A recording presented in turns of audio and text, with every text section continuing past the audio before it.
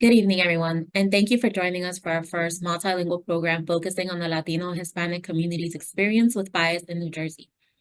I've been looking to this program all year, and we look forward to your feedback at the end. Our respective ethnicity, whether you identify as Latino, Latina, Latinx, or Hispanic, intersect with every race, religion, sex, gender identity or expression, or sexual orientation, to name a few. Me, for example, I identify as a Latinx LGBTQ plus individual who grew up in a biracial, bireligious household in New Jersey.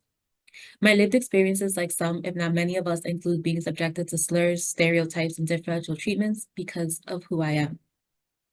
Those lived experiences led me to choose a career in public service where I, along with the rest of my amazing team, get to educate communities on their civil rights in New Jersey. And while New Jersey is rich in diversity, we have also seen a drastic upward trend in bias. For example, between 2019 and 2024, the Hispanic and Latino communities have been part of the top 5 communities impacted by bias.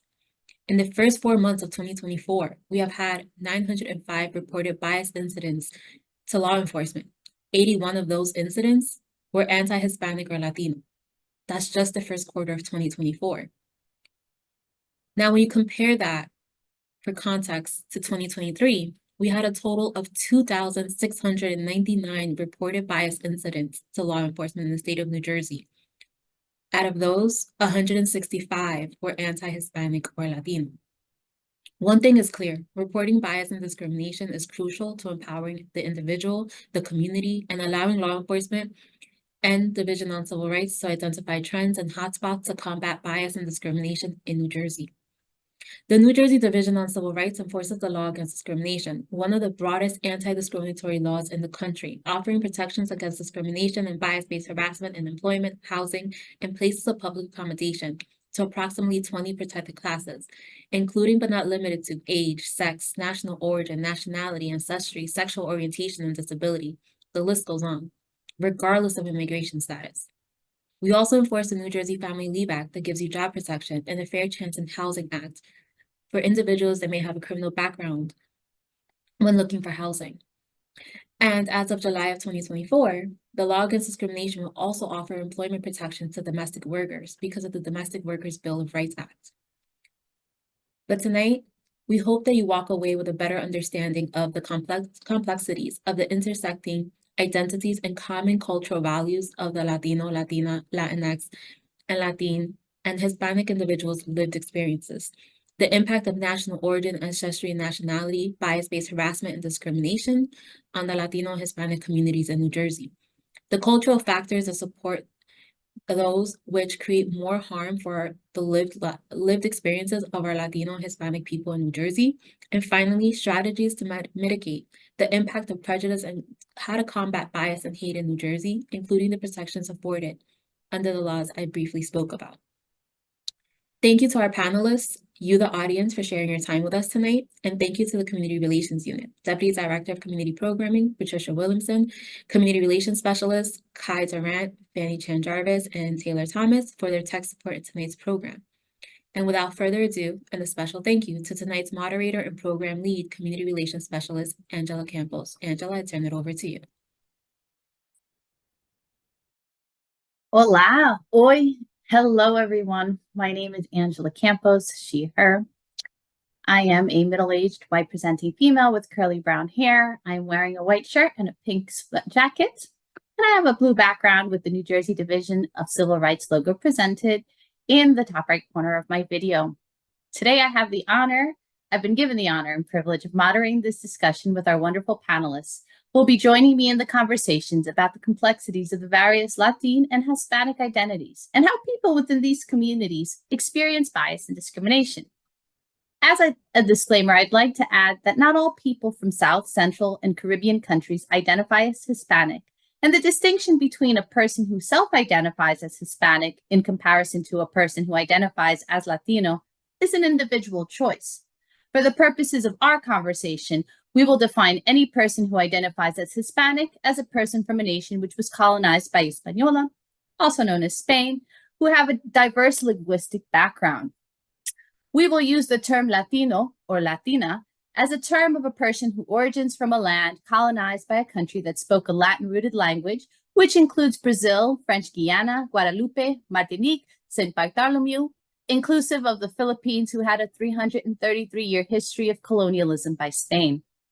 That being shared, the term Latin, or Latinx, as presented in our webinar title, is a more recent term used within this grouping to be gender inclusive to our trans, non-gender conforming, and non-binary constituents.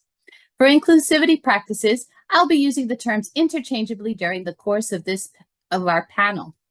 To start us off, I would like to introduce each panelist and invite them to share some brief words about themselves and share how they began their professional journey advocating for the needs of their respective communities.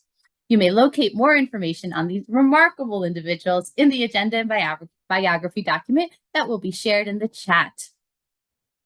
The first panelist that I would like to introduce is Saraya Ramos, my apologies, who is the Director of Policy and Advocacy for the Latino Action Network Foundation and a fierce advocate for equity within the Latin community. Will you join us? Again, my name is Saraya Ramos. I use she, they pronouns, and I am with the Latino Action Network Foundation, or the LAND Foundation, which is a non-partisan charitable organization that is dedicated to uplifting the diverse Latino community across the state of New Jersey. And we do a lot of work on policy advocacy, research, and outreach into our community on various different issues such as education, health access, criminal justice, and housing.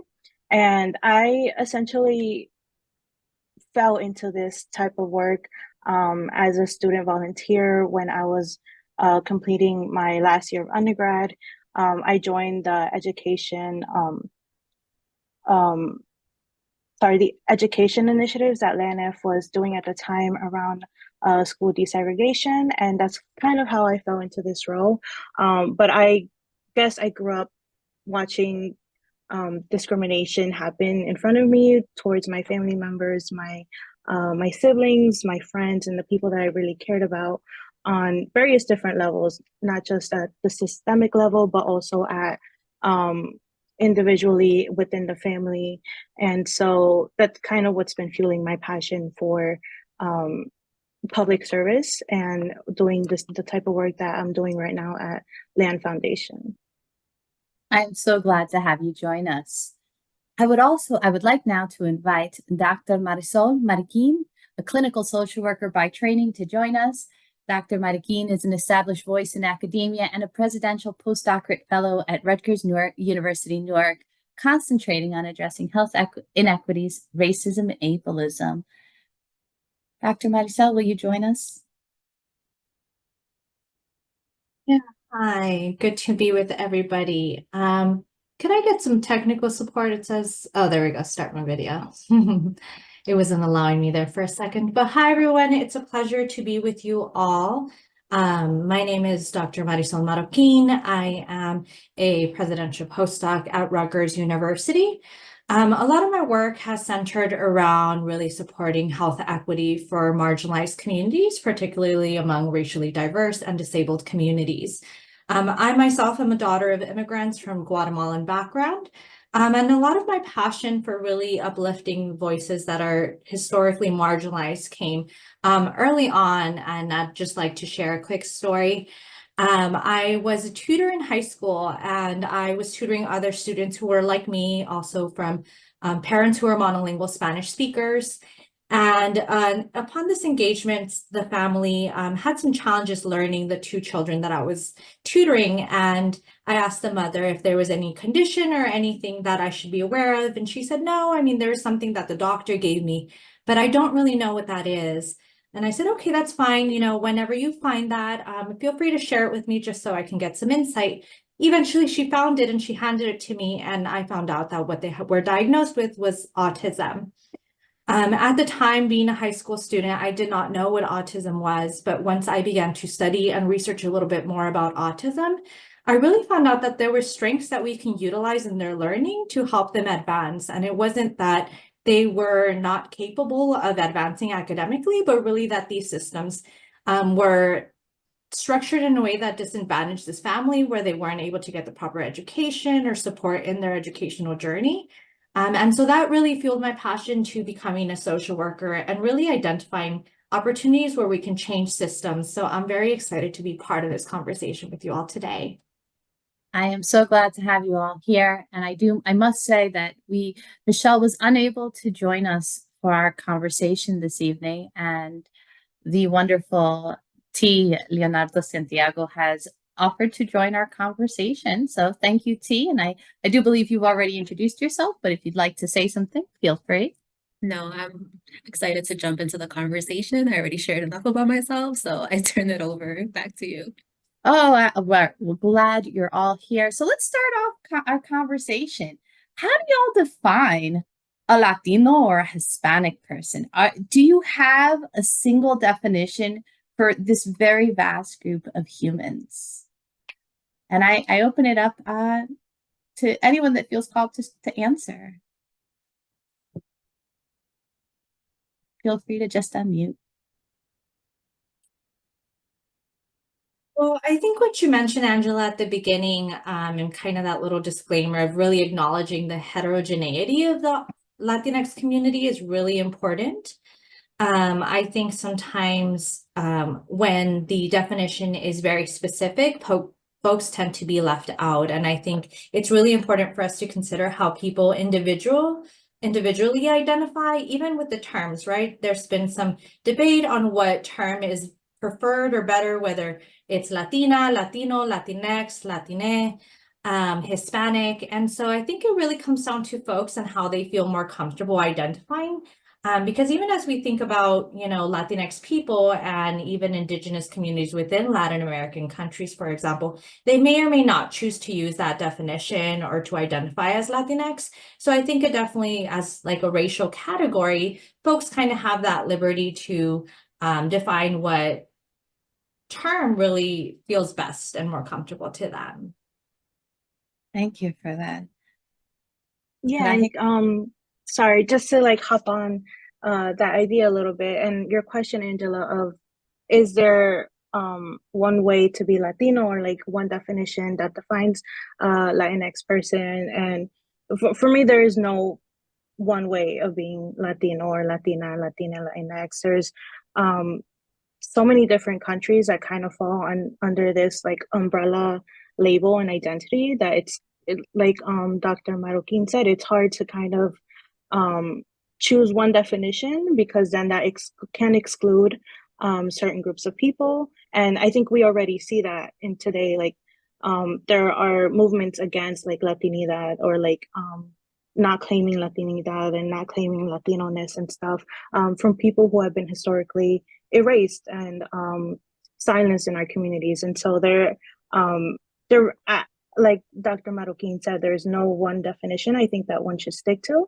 And yeah, that's all I have to say on that. Thank you. And so let's build on that.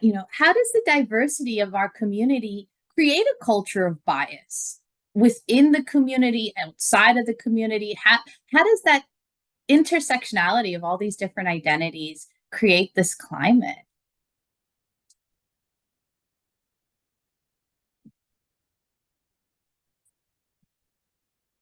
I can go ahead and start. I think that a lot of it really comes down to context of where people are living.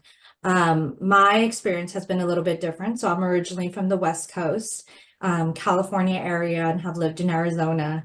And I feel like a lot of times the context of where you're located can really impact people's experience or even expectations of what Latinidad really looks like or being Latinx.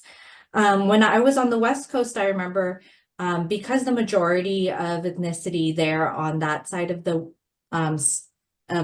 US are primarily Mexican.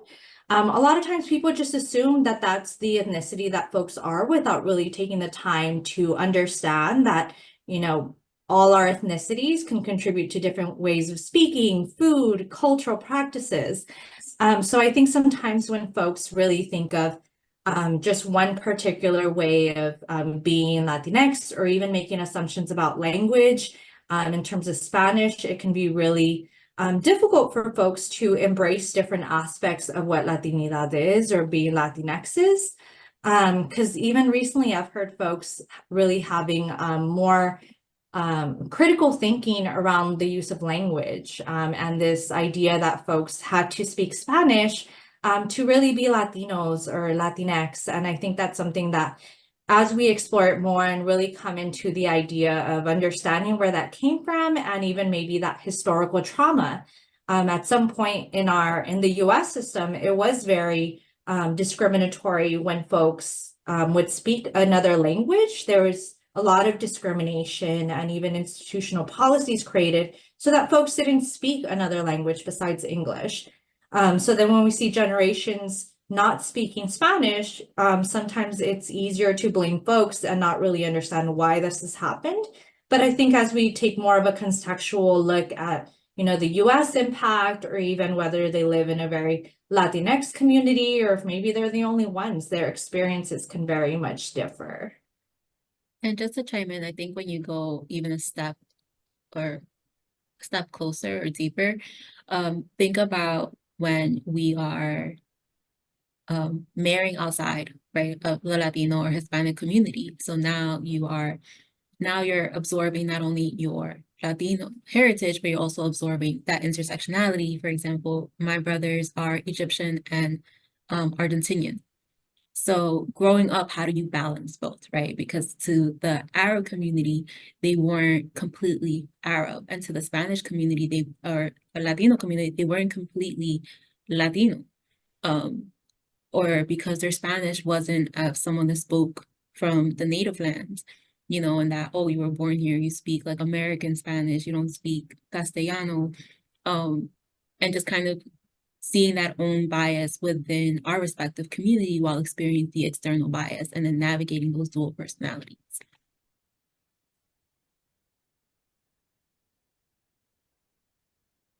I also wanted to add that this question was actually one that I discussed with a coworker earlier today on how, when talking about racism or bias and discrimination within the Latinx community, many times people tend to believe that, oh, I'm Latino, I can't be racist, or like I'm brown, so I can't like have that bias, or I can't be anti-Black. And it's like, that's not necessarily true, because just because you are a part, or you have one marginalized identity, doesn't mean that you can't also have anti-Blackness or can't be racist. And it's not necessarily one's doing it on purpose, or one is because they're a bad person, but it's because like this world operates with whiteness and white supremacy on top. And so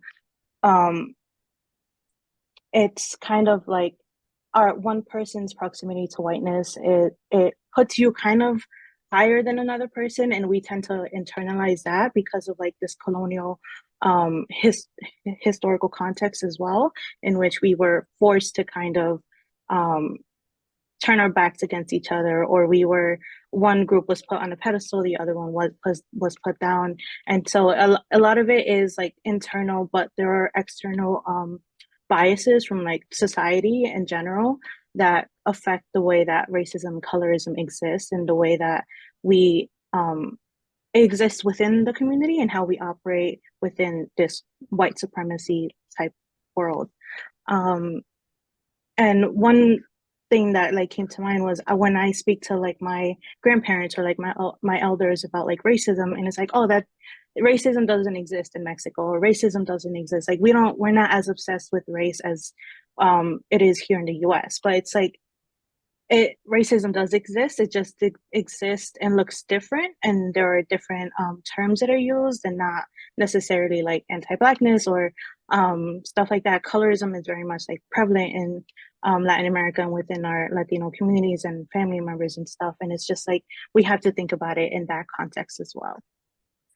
And so that is a great pivot to our next question, which, how does a person's complexion and how their hair textures change their experience discrimination?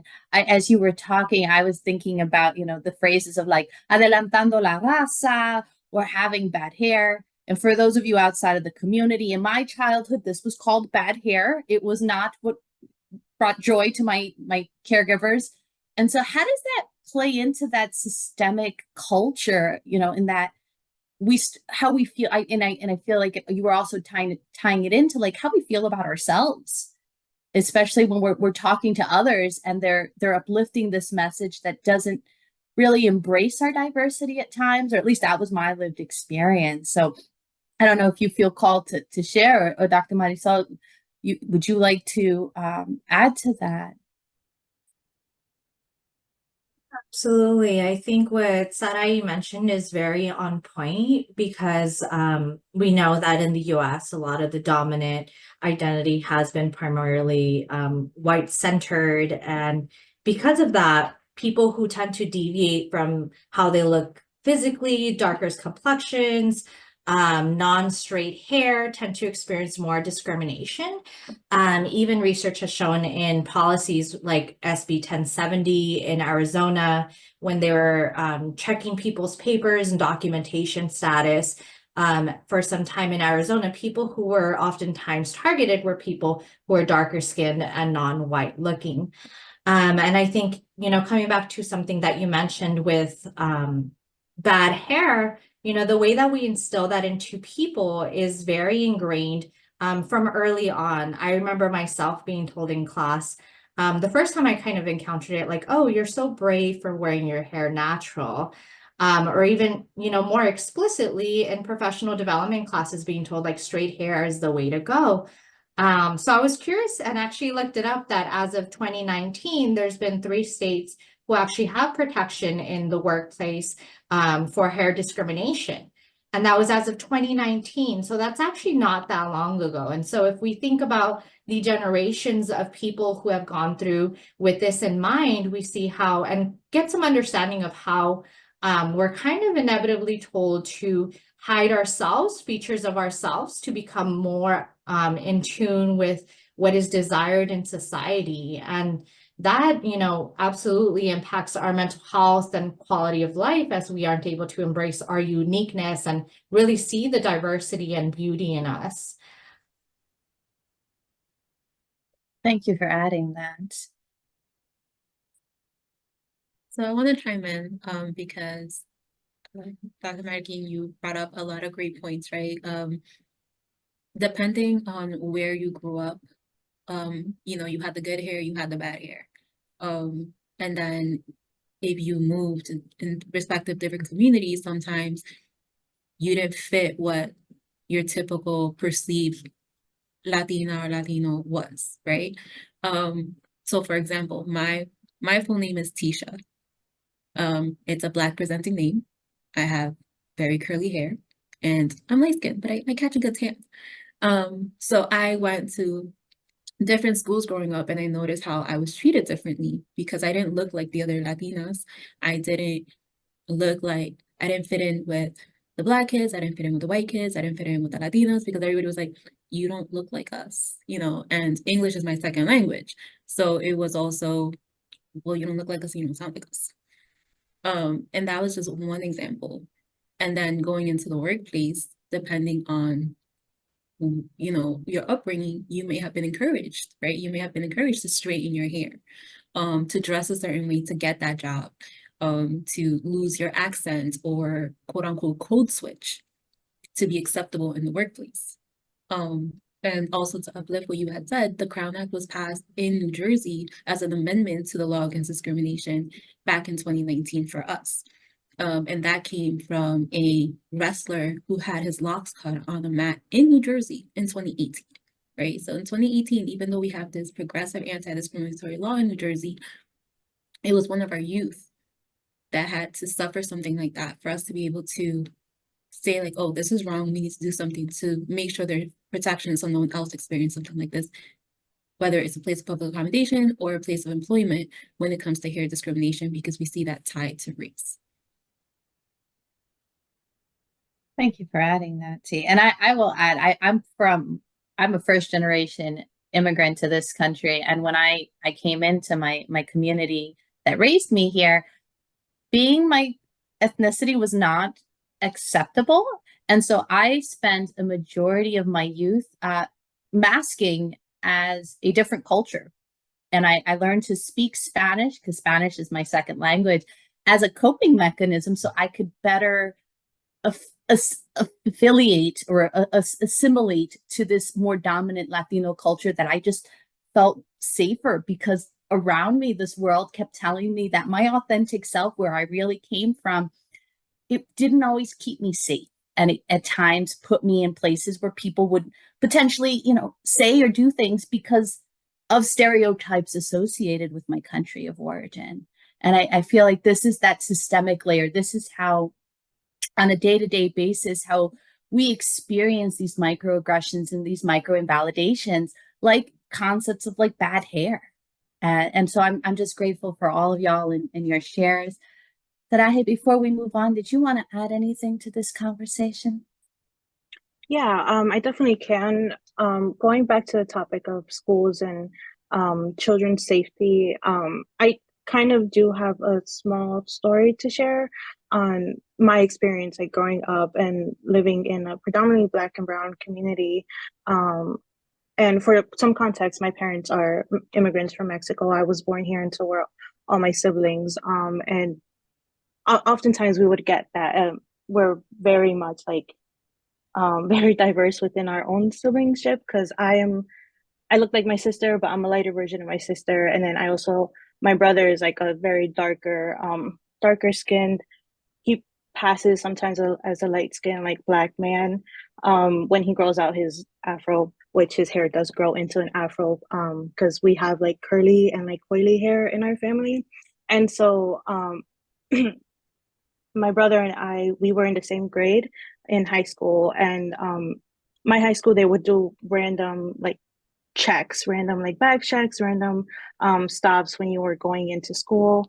And we noticed after a while that every time we would walk in together, my brother was the one who was always stopped and searched. And so he would go late to homeroom, and he'd be late to like classes because he was getting stopped and searched more often than most people would, than I ever was. And so like his level, the level that he faced of discrimination as a darker skinned boy or teen in high school is very different from like what I experienced as a lighter skinned curly haired Mexican person. And it just, like, we know that oftentimes like younger boys, especially darker skinned boys or brown skinned boys, are more often policed than a majority of people. And so like it highlights to me how important it is that we're pushing for policies and we're advocating for better school systems that serve students and don't police them and don't harass them and don't discriminate against them, and instead putting in mechanisms and support services as opposed to having more police presence. And so that's what came to mind when we were talking about this, and how even my own brother, my blood, and though we don't look alike, my level of discrimination as a fairer skinned person, as opposed to his, is very different. And we're like from the same family, we grew up in the same environment, the same schools. And it's just like, to see that firsthand was kind of like one of my first, like, oh, like there's something wrong here. There's something happening here. And it wasn't until I was much older that I knew how to talk about it a little bit. Thank you for sharing that story with us. And I feel like it really lays the foundation for that, our next question, which is there's this construct of feeling like perpetual outsiders, this idea that no matter how much we assimilate to mainstream culture, that there's, and I feel like all of y'all have touched upon it in different ways. So, how does that feeling of not fully belonging really just impact the lived experiences of people within the community? I will add that, when we don't feel very safe about ourselves, it activates our stress response system that puts us in a trauma reactive state because our body is saying, hey, we might not be safe. And so physiologically we prepare. And there's a lot of research in developmental psychology correlating that, chronic stress is not good for your health. It has this cascading effect on other areas of our health. And so I was curious to know if anyone would like to add anything about, how this feeling of belonging, perpetuates our bias and our discrimination. And I will, Dr. Marroquin, would you like to start? Course. Yeah, this concept of otherness, I think, is really important for us to name and identify, because sometimes it's become such a norm for us to feel like, a lack of belonging, that I think it's important to really discuss. I know when people are American born, it can be a compounded sense of not belonging when you don't feel necessarily American, and you also don't feel connected to your heritage. Maybe when you go to Latin American country, you're seen as an American, so you don't fit here nor there. So I know a lot of the reading that I've done with like Gloria Andelzula, No Soy de Aquí o Allá, which is a really powerful writer, which I would recommend. Also another book that I'll just throw out there, Citizens But Not Americans. It's about race and belongings amongst Latino millennials, and really dives into this concept of how important it is for us to develop this racial and ethnic identity, because it could be a protective factor. So when we have experiences of discrimination, we can have a sense of community, of someone who understands us and validates our experience, because that too is important. If, for example, like we're talking about now, if you're being discriminated against by being having more surveillance in the community, whether that be at school or even just while you're walking in a grocery store, and you share that with someone and they question, like, did that really happen? Are you sure? That could be really invalidating. And then it leads us to kind of think of, like, was that me? Did I do something wrong? And that just kind of elevates our level of distress, in contrast to when we are able to find spaces of belonging. It can be like, oh yeah, I've gone through that too. I'm sorry that happened to you. And it could be a completely different experience. And so when I really think of, the mental health and physical, contributions that it really makes to have this sense of belonging, I think it's really essential. And it's not always easy to find spaces where we don't have to have this heightened sense of awareness or anxiety. But finding those spaces can be really healing and help us just flourish in different ways. I will also add that one of the resources shared with us from Dr. Marroquin was the Latinx Therapist Action Network, and that link has just been dropped in the chat. I would also like to uplift that we will have time at the end of this program for questions and answers. So please feel free to add your questions to the comments as we engage in the conversation. You may locate the questions tab at the bottom of your screen by selecting the icon with the 2 chat boxes. As a disclaimer, participants are welcome to share their questions and comments anonymously. So Sarah, I want to pivot to you for this. So would you share how a person's intersecting identities change their lived experiences of bias within the community? Would you add some comments to that? Well, so I can add a little bit about the queer community as someone who also identifies with and works with queer organizers and members of the LGBTQ community, who are also Latina or Latinx identifying people.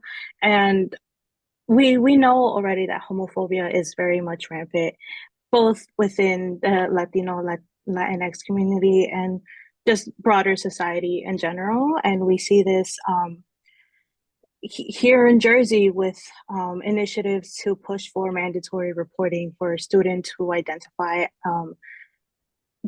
or use different pronouns aside from she, her, and he, him. And so for Latinx individuals who happen to be trans or who are transgender or non-binary, there's that unique challenge that comes from that intersect, with cultural and family expectations, basically. And so this discrimination is not only based on their ethnic background, on being Latino, but also on their gender identity. And we know that Latinx students face systemic barriers within the educational system. But another kind of like factor to that is our transgender non-binary students who identify outside of what is considered the norm. And policing these students and policing people's identities is not just harmful because they may not have the family support back home, but then you're also putting them at risk at school.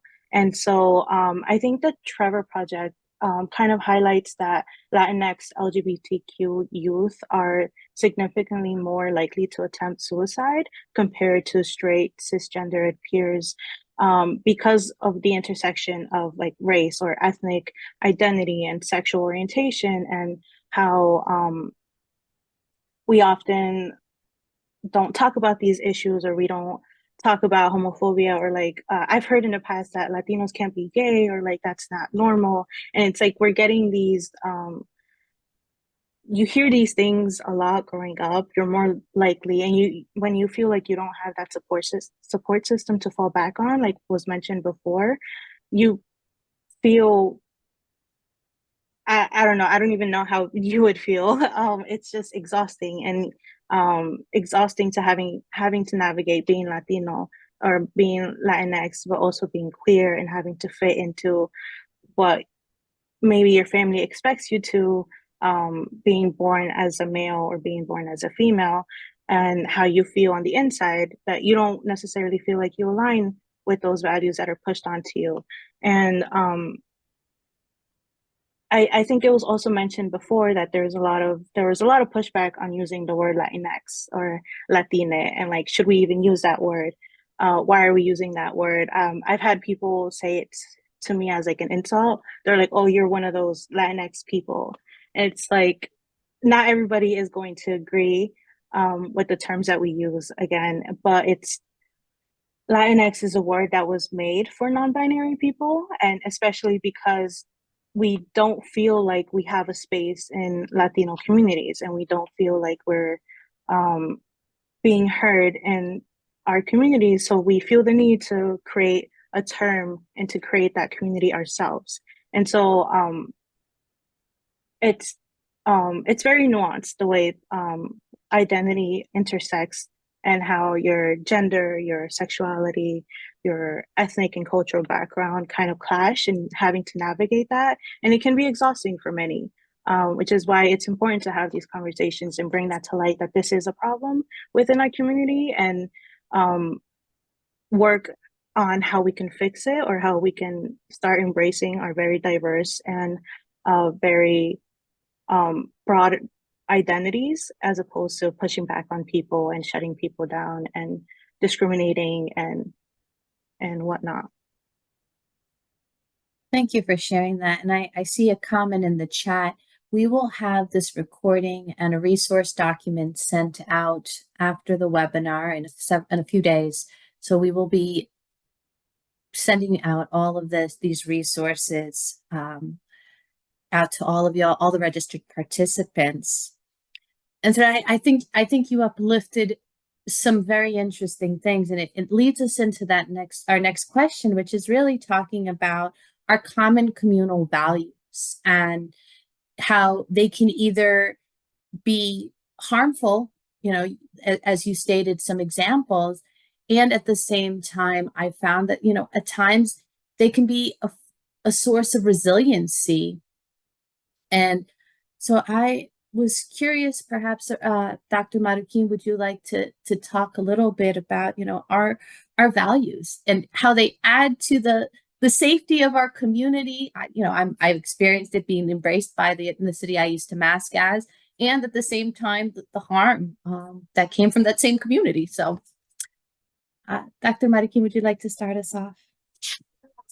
So one of the things that definitely comes to mind is our value on familismo, or really having those family connections or social connections. And that can be a really strong asset for people, especially if they just immigrated, Oftentimes they'll have family members who are willing to house them temporarily or long-term, providing them resources. So it can be a really great asset.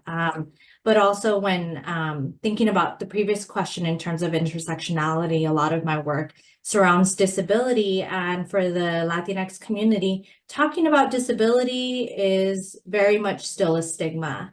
Whether it be physical disability, invisible disabilities, mental health. Oftentimes, those are topics that are not often talked about.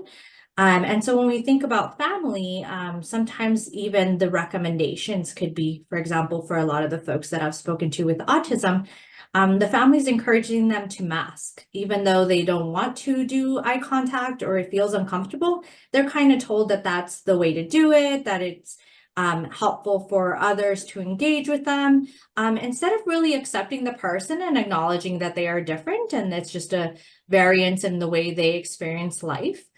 And at the same time, I found that familismo could also help in this same sense where I've seen families who are doing, Latino parties and embracing culture and food and having these big gatherings, still include their autistic family members by maybe making a quiet room or offering to bring earplugs or having accommodations that, again, because of maybe the ableism or the lack of really acknowledging disability, maybe it might not be named in title as accommodations, but because the sense of love and care is so strong within the community, oftentimes there are ways that families tend to mitigate these experiences and really try to be inclusive.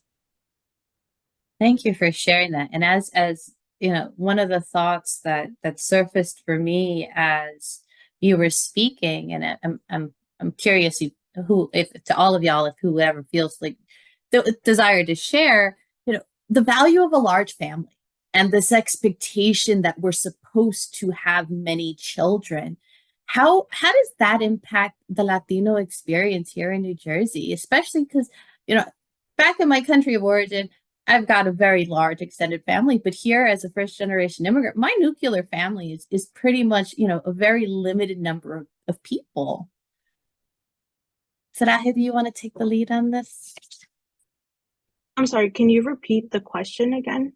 Of course. How does the role of the expectation of having a large family impact our lived experiences? This expectation that we're all supposed to have these large families. Well, I guess to one of the points that was made previously, we as Latinos we have too many, I think, expectations and too many. This is how you're Latino. You have to have a family, a big family. You have to speak the language. You have to look like this. You have to have this type of hair, and it's like it's all kind of interconnected.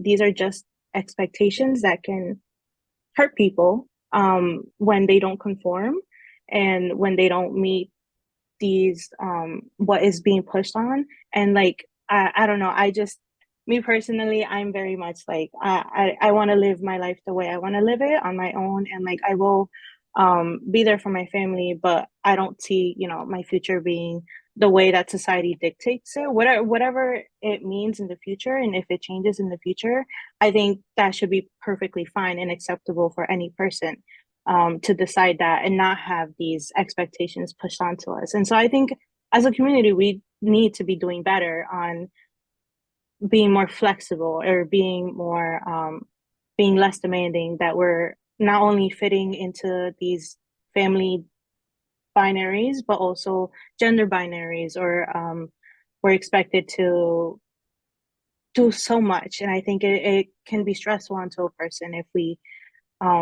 continue doing that. And it also causes kind of like a divide, I believe, if one person is like, well, the way I decided to live my life is better, or it's meeting all the check marks. I don't think we should be doing that to each other as a community. I think we should be a little bit more supportive, especially with the way that things are, where cost of living is going up. Everything is a lot more complicated nowadays. I don't know. I think as a community, we should be a little bit more flexible and a little bit more understanding of people's decisions and circumstances. Thank you for sharing that. Go ahead, T. No, I think you hit the nail right on the head, right? When we think of our upbringing and maybe the things that we were taught in our respective households. And like I had a teenage mom, right? So my experience of what she thought the role of a woman should be was very different than what my grandmother thought the role of a woman should be. And it was interesting seeing how I was brought up versus my two brothers, to where she had them at like 25 and 30, right? And then being married into or growing up like in a bicultural home and kind of seeing those cultural expectations clashing with the Latino expectations, and that sometimes reinforcing some of those Latino expectations of what the role of a woman is, what are the expectations in terms of your education and your chores in the house and how you should dress and how you should speak and how you should carry yourself. And, you know, by when should you be married? By when should you be planning your kids and buying the house and not meeting those metrics? And I recently read an article around being Latina and our desire to be perfect, right? Because we have such not only societal but our own driver, right? Where we, since we were children, if we really stop and think about it, you know, you always wanted to do good in school, and that goes across anyone. But that expectation was built in, like, especially if you're first generation or second generation coming here, you know, you have to get that college degree.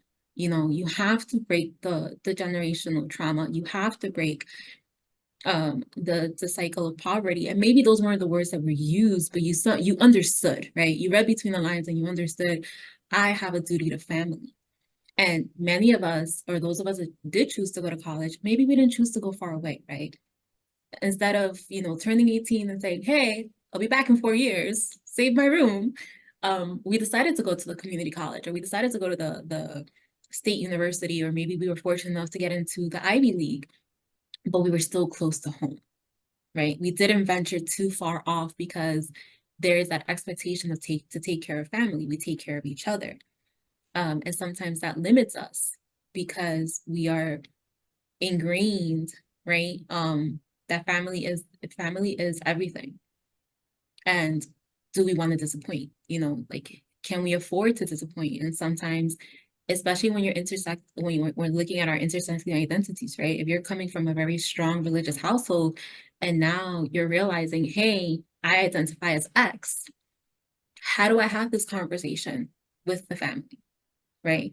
Like, do I have to mask this? Because if I mask this, then that guarantees that I will have the blessing and protection of the family. But if I reveal this, I may lose everything that I know to be true. And I think that's something that we all struggle with, right? And to one extent or another, where having those responsibilities and then the generations, right? Like our generation, our respective generations are bolder in saying we need that work-life balance. Like, I need to dictate what my life's going to look like. I need to live the authentic life for myself. And we may have those parents or grandparents looking at us like, what are you talking about? Like, this is what you're supposed to do because this is what we've always done. And we're breaking those traumas for our future generations of the children that we may choose or choose not to have, right? We just may be the cool aunts and uncles or non-binary family member, right? Like, we just may get to be passenger in somebody else's child's life versus us fulfilling that role that may not necessarily fit us anymore. Thank you for sharing that. And as you were talking about fitting this mold, I was reminded of how personable expectations in my family of origin are. So every time we arrive at a gathering of any sort, there is this unspoken expectation that I am going to go around the entire room, and every single person there, I am going to hug. I am going to give them a kiss, and I'm going to hope that they give me 3 kisses so maybe I get married someday. And that was just the expectation, you know, of my family. And I know for me, when I started saying, like, I really don't want to kiss Theo, like, I don't feel comfortable with Theo, and how, you know, my community turned around and was like, well, what is wrong with you? And then not respecting my autonomy to say, well, this is my body and I don't want to be that close to this person. And so I I just wanted to throw that in. And I also wanted to give Dr. Marroquin an opportunity to share her thoughts on this if you'd like. No, I think the contributions that have been made are right on spot. And just as you were speaking, you know, with some of the autistic young adults that I've interviewed for prior research studies, this experience that we're talking about is exactly on point, where they have been explicitly told, for example, you know, don't share your autism diagnosis, don't share your mental health or other diagnoses, because it might not be safe. The family may not understand. They may stop talking to you. I remember one person who I spoke to even mentioned like, oh, I learned because my cousin had a mental breakdown and then everyone called him loco and, you know, crazy. And I think that those words are stigmatizing within our community so often, to place these negative labels in conversation, even if not directly to the person. It creates this sense of stigma to othering folks in their experience. So I do think it's important for us to remain flexible, you know, in how we see others and really accept and validate who they are, no matter what their decisions are. Thank you for sharing them. And I'm curious to know what your experiences in community were. But I grew up in a family where it was not okay to ask for help. Someone could offer help, and depending on the person, the circumstance, and a couple of hoops and ladders, I could possibly accept their help. However, I was raised with the social construct that asking for help in any capacity meant something about me. And I'm curious to know if any of y'all had the same kind of socialization experience about asking for help, because that for me is very much tied into like asking for mental health support, going to see a doctor, like it's all intersected with asking for help. Dr. Marroquin, you seem to be agreeing. Would you like to share something? Yeah, I very much think about this because I think my culture, my family, we grew up very prideful, even though we didn't have much. And so we would do our best to really try to make ends meet. And I kind of see this along, you know, Latinx communities and also some implications of systemic lessons that we've been taught. Like I know a lot of folks have a lot of challenges, even though they may need some food resources to go to a food bank. May not feel comfortable for them to seek mental health support may not feel comfortable for them, because sometimes some of these cultural lessons that we're taught is, you know, what happens in the home stays in the home. Like you're supposed to figure this out kind of within a small group of people, and it may bring shame to who you are or who your family is if you do seek support. So I think that's something that as we, you know, grow into different spaces, it's important for us to say, like, it's okay for us to need that help. We all likely need some help at some point. But I do think that it's something that's really difficult, because also, as I mentioned, systemically, right, there's been rumors sometimes, I know, especially with immigrant communities, that say like, oh, I can't access that resource because then it's going to look bad for my immigration case. And so things like that also need to be acknowledged of these systems haven't been just to us. A lot of times medical practitioners or medical systems have had some discriminatory practices as well, maybe language exclusion or not paying attention when you know, certain groups of people come in or not validating their experience. So I think it's also something that's been taught within the larger context of the US. But I definitely think it's a mix and something that hopefully we're growing into acknowledging that it's okay to seek for help. Saraje, would you like to jump in on this conversation?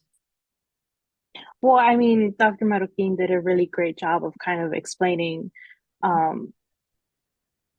the taboos around asking for help and within our community, especially around mental health. And it's something that I still to this day like struggle with myself, with my own anxieties and my own well, diagnoses of mental health, not to get too personal on here.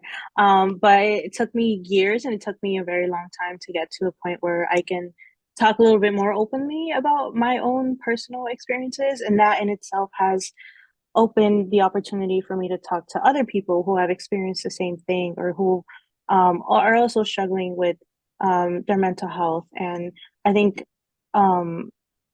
it's also important to note that like things are changing, and I see it within my younger siblings, or I see it within the youth that we interact with sometimes, that they're more loud and proud about speaking up for themselves, and talking about issues that may have been taboo to talk about a few years ago. And so it makes me really happy to see that our youth is actually challenging currently these norms and these things that we're used to in our community. And I don't know, I'd like to see how our community evolves on the topic of mental health, or the topic of asking for help.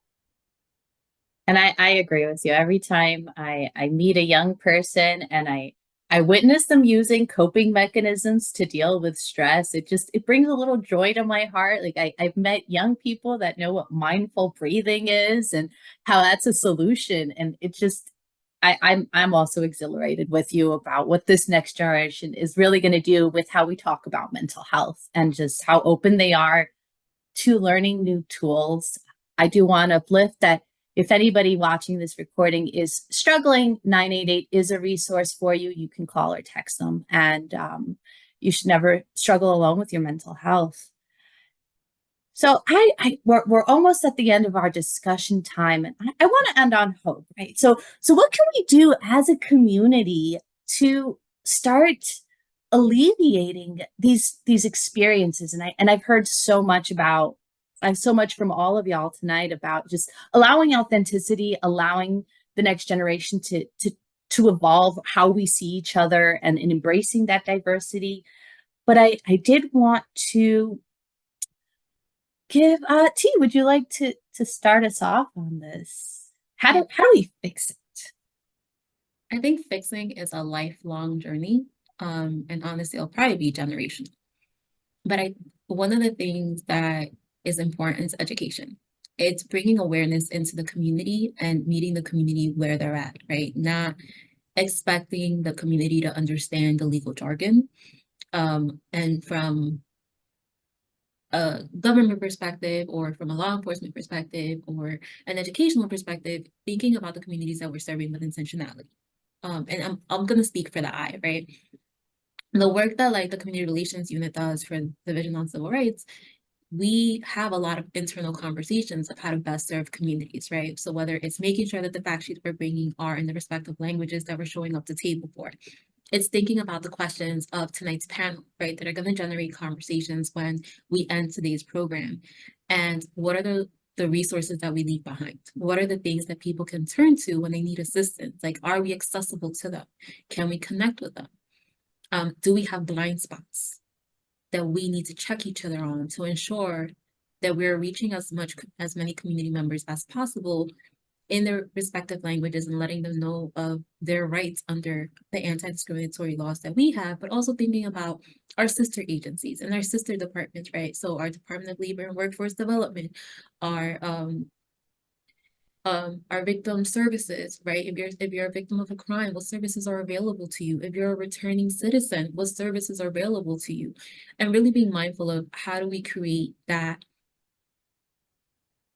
I like to call it like a pipe access, right? An access to information that it's going to be readily available, to where you don't have to come and pick the phone and call T and say, hey, I need this, but you have people in community that can say, oh, I know what you're talking about. This is where you need to go file a complaint, or you need additional information. This is the person you need to be connected to. And it doesn't matter whether you're an adult, whether you're a youth, whether you're in between, that information is readily available to you. Because I think a lot of the times we experience bias and discrimination and we don't know where to turn, right? And we are prideful. So we don't want to admit, I was subjected to bias or discrimination because of X, right? We just choose to ignore it. But when we ignore it, we're creating the opportunity for someone else to be subjected to it as well. So a lot of, for me, we've seen this uptick in bias in the last 5-10 years, right? Is it because there's more bias going on, or has this bias always existed, but now more people know where to report, right? No, more people know these are the mechanisms available to me, and this is what can happen. And are we creating spaces for individuals to share their lived experiences and at times even be re-traumatized in order to get them justice? So I think it's also about creating safety in your community, right? We're not just creating resource hubs and creating access to information, but also creating space to support one another, right? There's strength in numbers, there's strength in seeing something wrong and saying, being an upstander instead of a bystander, and calling out what is going on and connecting people and being the witness and leveraging the resources, leveraging the relationships to ensure that you're able to push back on what's going on. And sometimes things don't necessarily fall within the existing laws, right? So then thinking as community, what do we do to change that? And I think that's a bigger conversation because a lot of us live in silos, right? How many of us can say, I know my neighbor's name. I know the neighbor down the block. I know the neighbor 2 blocks over. Like, I know their birthday. I know when they're away. I know their dog. A lot of us can't say that, right? Unless you grew up on the same block for 20 years, and even then, it's a hit or miss. A lot of us can't really, we're not connected because we're too busy going to work, going to school, running if you have children or if you're taking care of someone, running them to school, running them to doctor's appointments, that we don't slow down to make those connections, to see someone and see if they're hurt, see if they're suffering, see if they need that assistance. And it could be as simple as saying hello, or as simple as saying, hey, how are you doing? How many times do we look at somebody and say, hey, how are you? And we haven't even stopped to hear their response. Or we're like, oh, I'm good too, right? Like, how many times do we do that, right? Or pausing to look at their body language to see something's not right. I need to dig a little deeper. And then being able to say, you know what, I don't have the answer, but I can connect you. And I think it's about creating those connections and coming back to humanity and consideration for the next human being that can help alleviate the discrimination and bias that we're experiencing in our communities. Because if we stop working in silos and start working collectively as one. Thank you, T. And if I believe, and legal status and status of documentation is not part of the NJ bias complaint process, correct? How I don't have to report my legal status if I'm filing a complaint. Yes, all right. And that's, so I think that's really pivotal to remember, that regardless of how you are in this state, that NJ bias is a resource for all, both documented and undocumented people. I'll go to Dr. Marikin and then Saraje. For this question, would y'all like to add how we could improve or alleviate bias and discrimination? I think what T said very well encompassed a lot of the main points in terms of communicate, or like building community and really seeing each other. And education, I do want to just shout out real quick for the New Jersey Division of Civil Rights, because I think even, engaging in this conversation is super important. And also for the participants who are currently seeing and hearing more about this topic, because I think sometimes we don't know what we don't know, right? So it's sometimes difficult for us to really identify certain processes when they're going wrong, if that's kind of just been our experiences for the entire lives. But as we build these connections, it can be really powerful for us to see a pathway where all of us can be happy, healthy, and live, safely within our environments. And so I think one of the main things that we can do is also take ownership of what we contribute to our communities, and really validating people's experience, especially when thinking about Latinx communities. I think about, accepting people's experiences for what they are. If people don't know how to dance but love the Latinx music, like, that's beautiful. If someone has a disability and, you don't have to necessarily say they have to get over it or pray on it or make a recommendation. You can just sit there and listen and say you understand, or try to understand their experience, because that can be powerful, just to know that there's someone who is really there, not to fix the problem or to fix any issue sometimes, but just to be there in community with you. Because as T mentioned, I think it's just powerful to have that sense of safety with others. And really, just understanding that we're a very heterogeneous community, which with various backgrounds and cultural, preferences, just everything under the sun, words that we use, just everything. So I just think it's important to not only see that, but really see the beauty in that. Because even as I was preparing for this, I looked up how many languages are in Latin America, and it's over 400. So I think it's important for us to acknowledge, the diversity and the different programs that are out there. I saw the attempts also to increase education around dying languages that are a lot of times indigenous communities have used. And so even, taking classes like that so we can reach further access or understanding different cultures. Because even in language, right, there's certain sense of nuances with each culture and how they communicate, how they express themselves. So all these things I think are just parts of what we can do as individuals to contribute to this community wellness. Thank you. Rahidi, would you like to add anything? Yeah, I think I think Dr. Marroquin and T, their emphasis on community is very important. I think we are definitely stronger when we are in community and as opposed to being individuals or working in silos. And it's that notion is something that we carry at the foundation when we do this type of advocacy and policy work and pushing for policies or advocating for legislation that embraces or uplifts not just one type of person or one group of people, but like the broader community, especially those who have been pushed to the sides more often than not historically. And I think, excuse me, I think another point that I'd like to make is that before we also push for community and before we become this safe space for people to come to and become the support system, I think a lot of what we have to do is some self-reflection and think about how we may unconsciously also perpetuate bias or discrimination.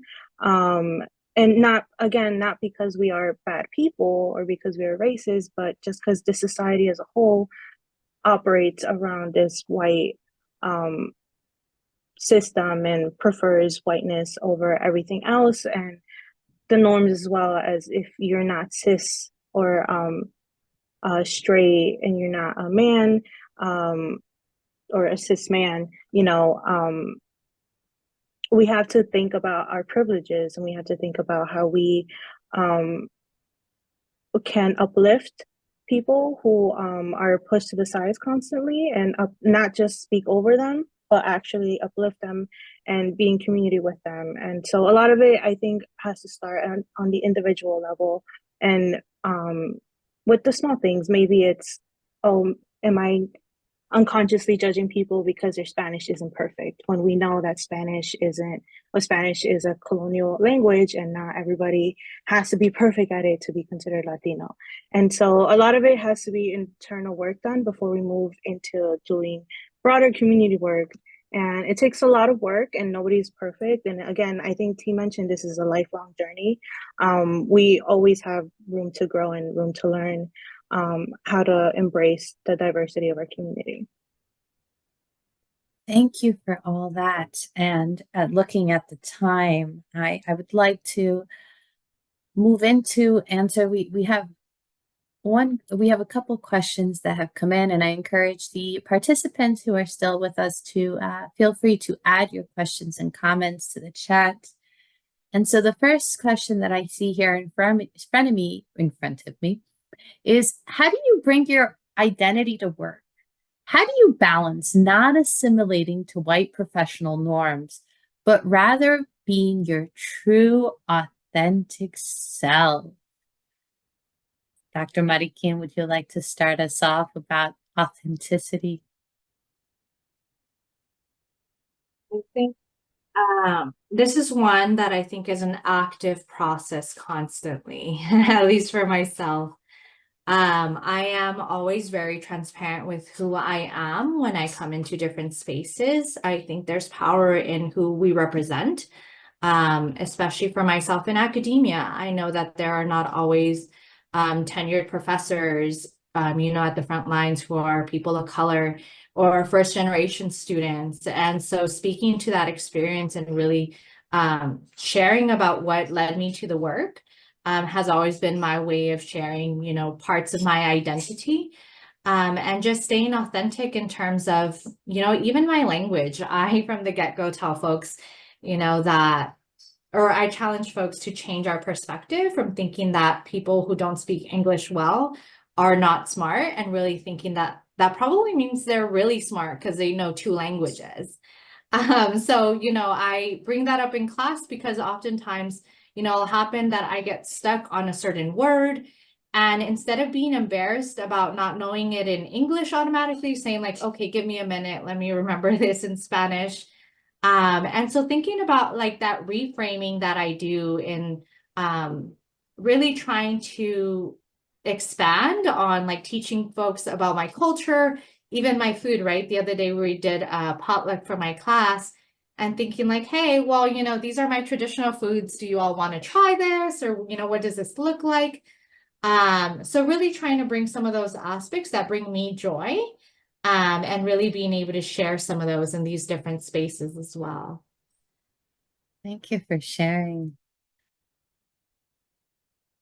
I definitely want to chime in on this one because it made me chuckle when I saw this question, and it was a good chuckle.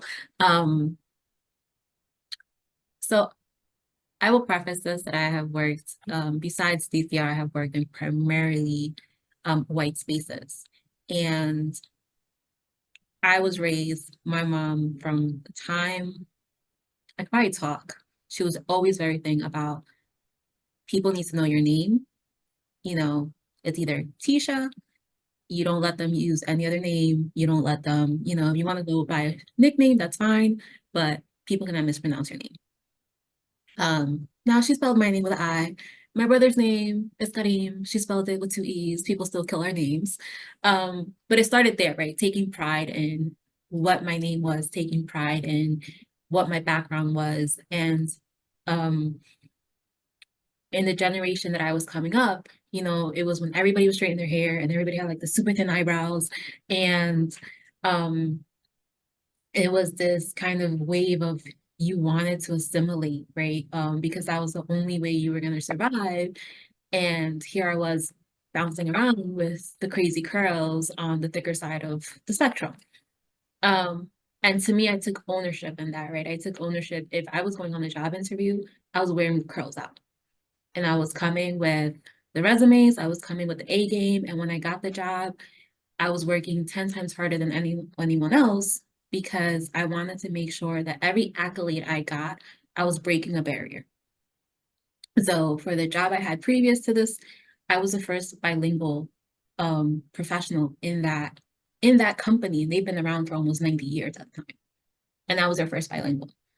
When I came to DCR, I became the agency's first Latinx or Latina, however you want to identify me, Director of Outreach and Community Relations. And to me, that was huge because that meant that I was propping the door for someone else that 5-10 years from now, we're not going to have this conversation, right? We're going to be able to just do the job without having to think twice about, am I showing up as my authentic self? And my team will be the first one to tell you, I will speak Spanish to them. We will be in the full conversation and I'll start talking Spanish or I'll forget a word and be like, ¿Cómo se llama? The thing. And they're gracious enough to either give me room to figure it out or figure out what it is that I'm saying. And Angela joining the team, she is trilingual, so she'll speak to me in Portuguese and I'll respond and we figure it out. But it's showing up as your authentic self is more than just for you, but those around you. Right? It's being able to show other people that it's safe and that allows them to do it too. And it's also in pushing back on the norms, right? How does me showing up as myself with what some people may perceive to be an accent, I just think it's a North Jersey thing. Like how does that impact the work? It doesn't. If anything, I feel like it gives it a little bit more character. So how do we show up and just think about, to me, is how do I show up and make sure that you're seeing the quality of my work and then you're seeing the person behind the work, right? I think that's the best way to do it because I think when we start putting so much pressure. And I also think you have to think about the imposter syndrome, right? You have to take account, especially if you're first generation, if you're the first person in your family doing something, you have that imposter syndrome where you're working 10 times harder and you're having that battle internally of does it benefit me to assimilate or does it benefit me to stand out?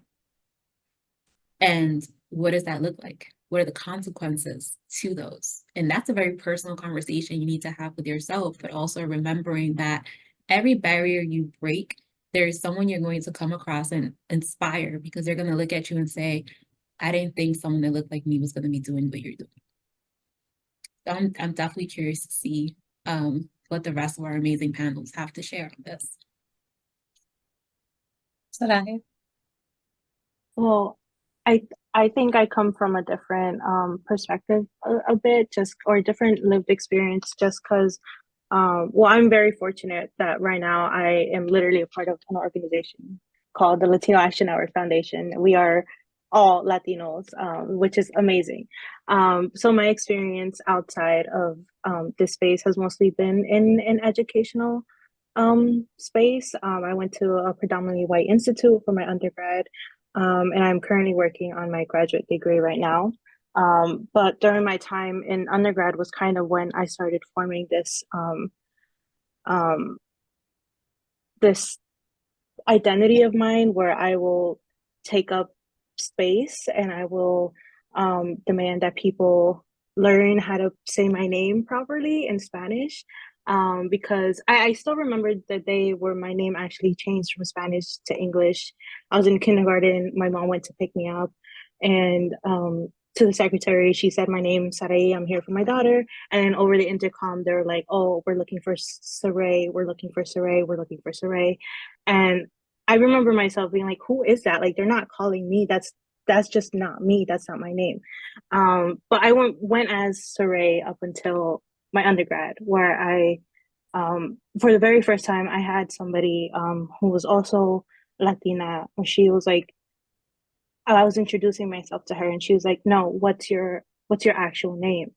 Like, what's your real name?" Kind of. And I was so confused. I was so taken back. I was like, I'm like, Sarai is also an option because that's what I go as at home, but like I'm Sarai in school and I've always been Sarai since like kindergarten. And so it wasn't until I had that conversation with her on the importance of like my name and the importance of having people call me the proper name that I was given at birth. That's kind of how I took up space in undergrad. And I know people there are some people who don't even make the effort, but there will be people who work hard and work to say your name properly. And so I appreciate those people in any space I go. And it's a little bit hard now because I'm like, oh, some people can't roll their R's, like it's okay. So I'm not like too hard on it, but um, it was when I officially started going back to my name, Sarai Ramos. And then I'm also hoping to pick up my mom's last name soon. We're working on that. And so I think that's kind of one way in which not, I fought against assimilating in white spaces. And also in speaking up for when I feel wronged or when I feel like something isn't right, basically. And so like I grew up in a household that I was like not supposed to. I wasn't supposed to be defiant. I wasn't supposed to argue back or talk back and stuff. And so like it's still a process, and I do it in the most respectful way I can. But I will now say, oh, that's not right. Like there's something wrong here. Even if I don't know what it is, even if I don't know how to identify it, I just know that there's something wrong, and I will say there is something wrong here right now, and we need to work through that. And so being comfortable doing that, being comfortable in what was mentioned before, pushing against the norm and the narrative of you have to be or you have to act a certain way in order to fit in society. And so that's kind of how I've been taking up space. Thank you. And Dr. Marroquin, would you like to add anything? Just one last thing to just kind of say out loud that it's not easy. I think our panel here talked about some really great examples on how they've done it. but I will say that it's not an easy thing to do. But I also think that it's worth it. You know, masking takes a toll on us. To assimilate takes a toll where we lose pieces of ourselves. So it could also be really empowering to take up this space as your authentic self. An example that came to mind is one time I was on a webinar talking about like expectations and professionalism in academia. And I remember one of the panelists, who was an older white woman, saying, "Oh, I won't respond to emails that start off with hi because that's improper. I think it should really be dear and very formal. If people don't start it formally, I'm not even going to respond." And at first I was like, "Oh my gosh, have I been doing this wrong?" Like, you know, I am very much a person who likes to talk and chit chat and like, "How's your day? I hope this finds you well." You know, that's just my community. That's how I engage with folks. So I sat back for a second, like, okay, well, where do I navigate from here? This is what I'm being specifically told. But upon sitting on it, I really thought about, you know, if they don't want to work with me because this is who I am, that might not be a good alliance anyways. You know, I want to be in community with people and in allyship and collaborations with folks who can create this space of safety and acceptance for folks. And maybe some of these indicators are how we know when folks, you know, this might not be the right fit for us. Even when I think about my class and talking about, you know, my language, I remember one student, you know, raising her hand once and saying like, "Hey, I don't know how to say this in English. Can you translate?" And that for me was such a giving moment that I was like, okay, we're not going to limit, you know, based on this language. We are not going to think that people are less than, because they are who they are. We're going to accept people and, you know, try to be as inclusive as possible. I do want to I just took a glance at the time, and we are officially out of time. So I would like to thank everyone today for sharing your thoughts and your participation, your perspective. For those watching our webinar, I encourage you to complete our survey. It helps us continue to grow and providing these programs. I would like to end our time together today encouraging all members of our community that if they're experiencing bias and discrimination, to please file a complaint with the Division on Civil Rights, as we are stronger together and as a community. It is through reporting and holding people who cause harm accountable that we create a climate of accountability to move us towards a world where everyone is free to be their authentic self. You may file a complaint at bias.njcivilrights.gov. And for additional information and support, please call 1-833-NJ-DCR4U. The number is 833-653-2748. And you may also access it through 7-Eleven, the relay service.